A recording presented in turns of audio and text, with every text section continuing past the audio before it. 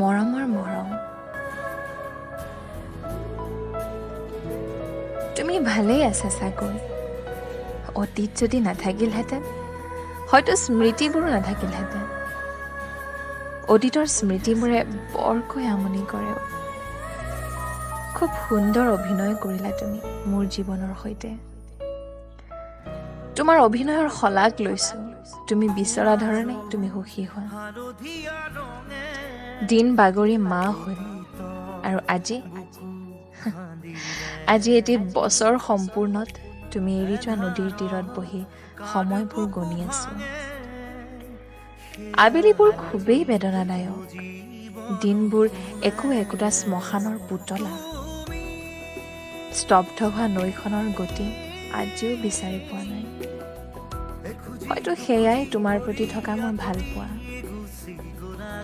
নাজানো সেয়া কোনটো জনমৰ ভুল আছিল মোৰ। আজি বৰকৈ মনত পৰিছে তোমালৈ। তুমি দিয়া অৰ্থ নথকা প্ৰতিশ্ৰুতিবোৰলৈ। কোনোৱে হয়তো ঠিকেই কৈছিল, প্ৰতিশ্ৰুতিয়েও কেতিয়াবা প্ৰতাৰণা কৰে।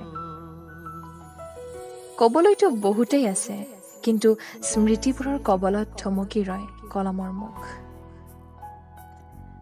তুমি কাষত নাই বাবে মনৰ ভাৱবোৰো কাকো খুলি ক'ব নোৱাৰা হ'লো।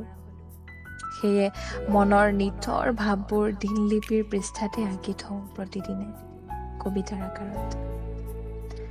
অনুভৱ হয় তুমি যেন সাহস হৈ লগতেই আছা। হ'ব দিয়া, তোমাৰ মূল্যৱান সময়খিনি মই নষ্ট নকৰোঁ। শেষত জীৱনৰ কোনো সিদ্ধান্ত অকলশৰে নল'বা যিয়ে বিচ্ছেদৰ সৃষ্টি কৰে। তোমাৰ এটি সৰু ভুলেই পলকতে সকলো ধান-মান কৰি পেলায়। যি কি নহওক, য'তে আছা সুখত থাকা, সুস্থ থাকা, তাৰ বাবে ভগৱানক সদায় প্ৰাৰ্থনা কৰিম। কিন্তু এটা কথা কওঁ, আজি বৰকৈ মনত পৰিছে তোমালৈ। ইতি, তুমি এৰি যোৱা অবুজন ছোৱালীজনী।